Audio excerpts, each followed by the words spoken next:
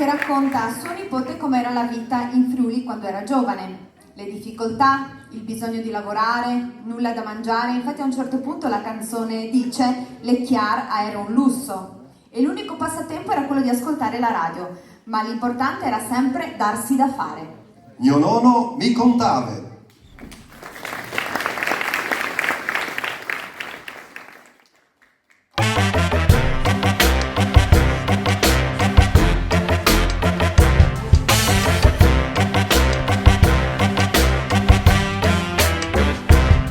Mio nonno mi contava di quant calere frut, c'è tanche dure la vita che in Friul.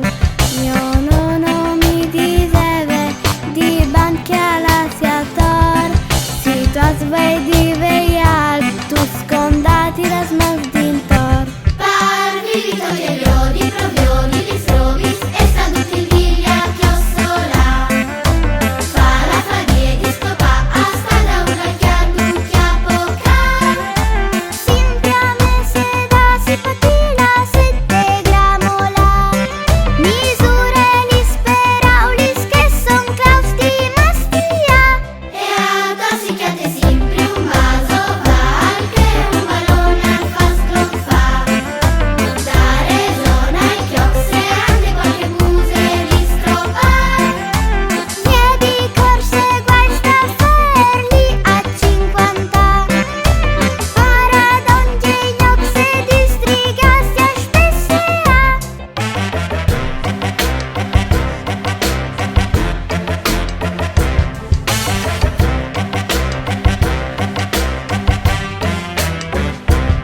Mio nonno mi contava e io stavo lì a ascoltare.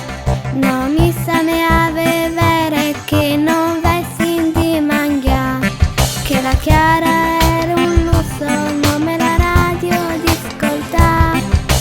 E torna di scuole coi granchi a lavorare. Parvi di toglieri, provioni, li strovis, e sta tutti il viglia chiossola. Fa la farie di scopa, asta da una chiadu chiapoca. Sempre a me se da si patina sette gramola, misure li speraulis che son claus di mastia. E a dosi chiate sempre un vaso, val che un balone al fa sclonfa. Dare zona e chiocse, ande qualche buse li stropa. Piedi corse questa ferli a 50.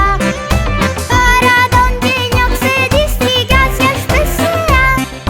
Paradonge ioxe distrigasi a spessea.